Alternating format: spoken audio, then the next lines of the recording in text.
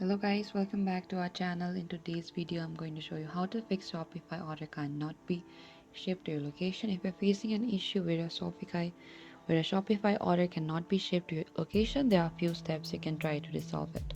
First, you need to check your shipping address. Ensure that the shipping address you entered is correct and matches the destination country's format.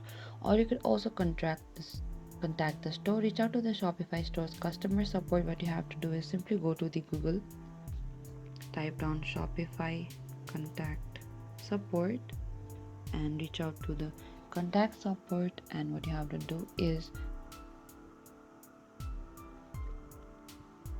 and after that they may be able to provide more information about the issue and help you find a solution.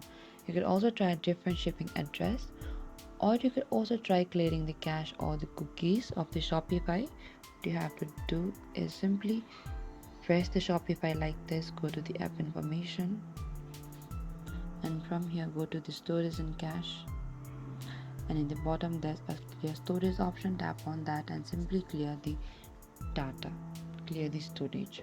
Or you could also try using, and after clearing that, it can also sometimes resolve the issue with the checkout process.